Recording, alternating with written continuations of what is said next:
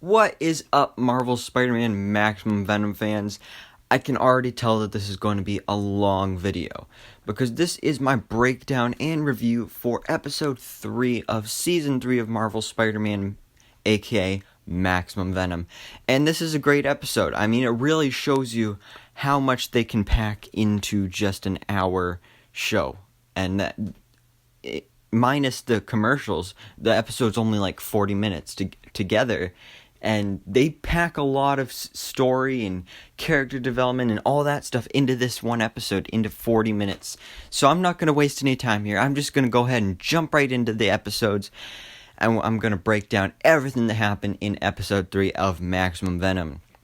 So we start off the episode with Peter. He's checking in on Aunt May because he knows that an alien invasion is coming. So he wants to make sure she's okay. So he kind of briefly explains to her, oh yeah, an alien invasion is coming, just casually mentions it, and then he gives her this, sonic cannon gun thing, basically to protect her, if any aliens show up there, you use this, and then that will come into play later on in the episode. But then after this, we see Spider-Man reunite with the other heroes, including Ironheart, who is checking in on the local heroes in the city to find out who's available, because they need all hands on deck. They need all the help they can get. So she checks in on Prowler, Cloak and Dagger, and Moon Knight. So Moon Knight is missing, Cloak and Dagger are just out there, and then Prowler's just out there.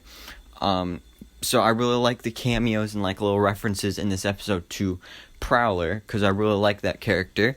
But then after this, they go back to the Avengers Tower, and oh look, here come the Avengers. But turns out it's not the Avengers, because then the first thing they say as they step out of the Quinjet is Symbiotes assemble. So all the Avengers have been taken over by symbiotes, and we kind of theorized this would be happening because last time we heard about the Avengers was, I think, in last episode, but Riri mentioned that they were out there on a space mission, so it makes sense that they were covered and controlled by symbiotes now. But now Venom Iron Man, or Symbiote Iron Man, knows how to shut off the Stark counterattack defenses, so that does nothing for the symbiotes to stop them. And then Groot ends up getting venomized here, along with the Hulk, which is Amadeus Cho here, so totally awesome Hulk. Totally stupid name, but totally awesome Hulk. As well as Miles. So they all get venomized, and then it's basically just Spider-Man and Ironheart that are left. So now the symbiotes have control of Avengers Tower, and they now set out to hunt down the city's heroes. Because if they can get in control of the city's heroes, then they'll be the most powerful things in the city, and nothing can stop them. So Spidey and Ironheart first decide they're going to go try and help Cloak and Dagger, which was really nice to see these characters in this episode after seeing them last season. But Cloak has already been taken over by a symbiote, by the Captain America symbiote, but Dagger is not controlled yet. So they have this battle with Cloak and Captain America until Not Tony, which is Riri's, Ironheart's AI system, he tries to send out a distress call saying that that Iron Man has been compromised, but Venom Iron Man is able to figure that out and stops him and basically shuts down Not Tony for the rest of the episode. So I'm not sure if he's going to come back in future episodes or if Not Tony is just dead, but we'll have to wait and see on that. But in the process of that, now all the heroes of the city are alerting Iron Man where their locations are because they think it's Iron Man, but it's not. So then we get this really cool cameo montage thing here of all these different heroes getting taken down by symbiotes. And the first one we see is Medusa from the Inhumans, which was amazing. It'd be awesome if we saw an Inhumans cartoon show on Disney XD like we have with the Spider-Man one, or to just see some kind of appearance by these characters. We saw them a bit in Avengers Assemble, but it'd be awesome if they had more of a part in these animated shows. Then we also saw the Winter Soldier, which was really awesome as well, but makes sense because he's a big player in the movies. And then we also saw Prowler again, who we saw or had mentioned earlier in the episode, and we've seen him in previous seasons. So I really like those little name drops there. But then Dagger, she's like, all right, this is the last chance. So she almost frees Cloak from his, symbiote. But then she's too weak. She's too, she can't do it. And then she basically ends up getting taken over by the symbiote as well. So that is not good. But then that is why Peter and Riri have to call Eric O'Grady at Horizon High to find the Venom seed from the first episode of this season, because they figure out that it's actually a signal, like a beacon. It wasn't just like trying to terraform the Earth. It was a beacon calling out for the other symbiotes. So they get that, and then they head on over to Horizon High so that they can get it and use it against the symbiotes. But then Riri ends up getting taken over by a symbiote as well. So now it's literally just Spider-Man. He is the only hero left.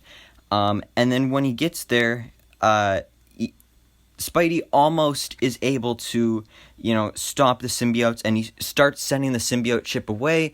He basically turns off the beacon, but then the Symbiote Supreme shows up, and now we have all these different heroes, even more heroes than before, that have now been Venomized, including Hobgoblin, Miles, which his superhero name is Spidey, I guess. Weird name, but okay. Ghost Spider and Spider-Girl. So now they're all Venomized, and they're all here to attack Peter. And yeah, things aren't really going good here for Peter. So after this whole big battle here, because Peter and Spider-Man are so outnumbered here, of course he's not able to defeat them, because he literally has no chance. I mean, especially because they're all symbiotes, and on top of their regular powers, like, even if they didn't have the symbiotes, with that many heroes and all their different unique powers, they would be able to take Peter out. But then on top of that, with the symbiotes and everything, that just, takes him up the power level, and it's crazy. So he really had no chance. But then the symbiote ship starts coming back to Earth, and then it basically explodes, and then it's like it's raining symbiotes. So then there's symbiotes raining all over the place, and then people are getting taken over by the symbiotes, and basically the whole city is now full of symbiotes, and all of these hero symbiotes are now working under the control of the Symbiote Supreme, which is the Doctor Strange symbiote, which actually is a really nice reference to the Contest of Champions game, which I play every once in a while, because that's a character originally from that game. It wasn't anything from the comics, so I really like that they used that name at least, because that's a really nice reference and callback there. So I really enjoyed that. But in the end of this first part, Peter realizes he failed. He didn't even think that he would ever have to experience an alien invasion when he became Spider-Man, but he had to, and he had to do it on his own, and he failed. He failed this city. But now he has to find a way to make it up to them, and he has to be able to figure out how to save everybody, because if he can't, then he's going to be living in a city full of goopy, droopy people. I mean, that doesn't sound fun, especially when they're all trying to eat you. So, yeah, you're probably going to have to fix that. But, of course, just like in the beginning of the first part, Peter's still worried about Aunt May. So, because all of his hero friends are gone, the one person that he thinks he may have a chance of finding is Aunt May. So, he goes back to his house to check on Aunt May, but she is not there. But guess who is there? It's the Symbiote Supreme. And he is there looking for Peter because he knows that Peter is Spider-Man. Peter and Spider-Man are the same person, so he can use that against him. And that's always the big thing with superheroes, is you can't have anybody knowing your secret identity. But now Symbiote Supreme knows, along with all the other symbiotes. And all of these symbiotes are basically about to kill Peter until a new ally shows up in the form of Marc Spector. And if you don't know who this is, he's basically Moon Knight. I'll get into that more a little later. But he is able to basically save Peter, Spider-Man, and help him escape from this situation. But then we have some some symbiotes that make these like cool symbiote bikes and stuff. So that was really cool. But then they are eventually able to escape into the sewers. And so now here's a little bit more information about Marc and where we find out more about him. So he's like a cynical survivalist. And he's honestly just planning to wait it out. He's not planning on trying to save the day. No, he's like, there's no saving the planet. We just gotta wait it out, hope they leave and stuff. Like, wow, dude. Go team. Way to have hope. Yeah, so he's basically a jerk here. At first, though. So Spider-Man gets a call from Max Modell saying that he needs help with something because he can find a cure or something. So then Marc and Peter make a deal. If Marc takes Peter to find Max, then Peter will give Marc the security code for the Stark Tower so that Marc can get some supplies, because he's just planning to wait it out, so he's staying underground in the sewers for years, so he needs some supplies. But then, well, let's just say things don't really go as planned, because then the two arrive at Max's house, and he has the Venom Groot in his possession, and it's in like this little capsule thing. And they basically come up with this plan that they're going to create an anti-Venom. And then Marc explains to them why he stopped being a hero, because Moon Knight couldn't protect someone he loved. So then there's this huge argument here, and it gets a lot more emotional and in-depth and darker than I thought it would for this kind of cartoon show that's really meant for kids. But I really enjoyed it because it fits the character of Moon Knight. So I love the way they portrayed the character here. But anyway, he leaves with the code, and then when he gets there, he is now surrounded by symbiotes, and he thinks he's a goner. He actually almost gets taken over by a symbiote. But then that is when the rebellion shows up. That's right, there's a rebellion led by Aunt May. So this was pretty crazy, but I honestly loved it because, I mean, if you think about it, Aunt May would really do this kind of thing. So it was really cool, but it was really cool to see this other side of Aunt May, because we never see this side of Aunt May. So it was really cool to see it in this episode. So she and the rest of the rebellion actually save Marc, and through a conversation between those two, they really have a heart-to-heart.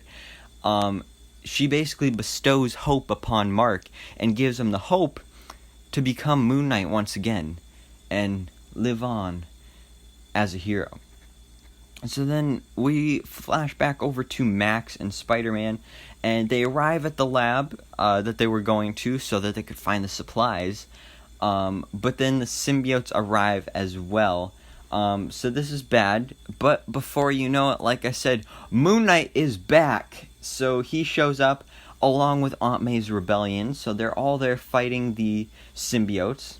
And then it turns out that that sonic gun that Peter gave Aunt May in the beginning of the first episode, that she's been using to take down the symbiotes this whole time with her rebellion, is actually the key, and is actually the item that Max needs to create this anti-Venom thing, cure.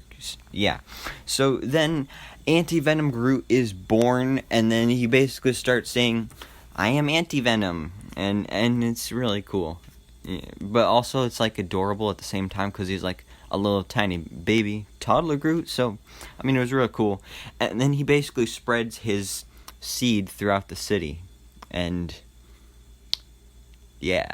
So now the whole city is cured, and the day has been saved. So I'm not really sure where it's going to go from here, because they basically ended off the whole storyline. They ended the whole Maximum Venom thing because, all the symbiotes are stopped. The whole day was saved. But this is only part 3. There's still 3 more episodes. But at the end of this episode, we do see that Moon Knight vows to continue on as a hero. So that's great that he's not going back into survivalist mode and stuff. But then after this, just the final scene is at Horizon High, and we see that somebody is there, and they pick up some rubble, and he finds, or at least I assume it's a he. I probably shouldn't be assuming, but someone finds this pinkish blob underneath some rubble. And I have a couple theories here. So, first of all, the pinkish blob, I have a feeling it's probably the Venom seed, because after all the symbiotes were destroyed, obviously the Venom seed wouldn't have the power and everything anymore. So maybe it just changed colors, similar to how in Avengers Infinity War, when Thanos ripped the Mind Stone out of Vision's head and he died, he went from green and reddish pink to gray. So it's kind of like when it loses power, it changes color. So I have a feeling that this is the Venom seed, because it's kind of like the same shape. Although I could be wrong, it could be like a pink symbiote or something, which would be cool to see. But I'm thinking it's probably the Venom seed. Now, as for who's actually finding this, the most obvious choice is Curt Connors. And that's honestly probably who it is. Because in the first episode we saw that he was super evil. He was completely against Max Modell, but he was still interested in the symbiotes. And he was actually taking over the symbiote experimentation and the projects with the symbiotes. So maybe he wanted to get some more stuff there, and maybe he'll lead the symbiote rebellion or something like that. So it'll be really interesting to see how that plays out, especially because at the end of that first episode we saw that he was calling someone that he was working for. So he's obviously working for some evil dude, so he is evil. But because he is working for someone, maybe this wasn't actually him that was picking up this pink blob. Maybe it was his boss. So who is his boss? Norman Osborn. That's right, that's my theory. My theory is that it's Norman Osborn. Yes, he's dead. Although he was dead before, and he faked his death once, he can do it again. So I bet it's actually Norman Osborn that he's working for. I mean, we know Norman Osborn has always been evil, and this would just make so much sense. I mean, I don't know how accurate or how realistic this actually is, but I just think it's an interesting idea, and it's definitely a possibility that this could be Norman Osborn that's working for, employed Curt Connors. So it's definitely an interesting idea. And that's what I'm going with for now. But if you guys have any other theories on this down in the comments below, then just let me know. Because, I mean, it's really up in the air. We don't really know for sure what this is. Now, like I said, that was the end of the episode. So it's like, oh, the whole day was saved. And then you get that little cliffhanger there at the end of the episode. So I'm definitely excited to see what comes next, but it's like the day was pretty much saved. Like, I don't know how they're going to tie in the rest of the symbiote stuff here, because all the symbiotes were, destroyed. So I guess we'll have to see where we go from there. I'm thinking we'll probably see the return of Venom, because, he, I guess, kind of died or got destroyed in the first episode, and that was reiterated in this episode multiple times, because the symbiotes, they wanted to control everybody except Peter, except Spider-Man. They didn't want to control him. They didn't want to take him over. They just wanted to kill him because they took one of their own. Because he killed Venom, so now they want to kill him. So hopefully we'll see Venom return, because I mean the whole event and the whole season is literally called Maximum Venom. So you'd think we'd see Venom in more than just the first episode. But I'm thinking it'll probably build up to this big final symbiote battle in the final episode, with like probably Venom as like the big symbiote overlord with his giant symbiote army, and then with Peter in his artificial Spider-Man symbiote suit that we saw in the first episode. Or maybe he'll be wearing an anti-Venom suit. That would be definitely interesting. And maybe we'll see all of these other heroes return with their symbiotes, but maybe this time they won't be actually controlled by the symbiotes. Maybe they'll learn how to control it themselves, and they'll be able to fight on the side of good while using the symbiotes. So this was a great episode, definitely my favorite episode so far. I mean, there's only 3 episodes so far, but I definitely loved it, and I'm looking forward to seeing more of Marvel Spider-Man Maximum Venom. But anyways, guys, what did you think about this? Keep in mind that I will be posting multiple videos on this show until we get the next episode about a month from now. I don't know the exact date, but like I said, I will make a video sometime soon when we find out about the synopsis, when we get like some sneak peeks or some trailers, some promo images and stuff like that. Like I just did a video on this episode about all that sneak peeks and early information about that like a couple days ago. So that's why you should drop a like if you enjoyed this video and hit the subscribe button so I can keep you up to date on everything that goes on in the Marvel life.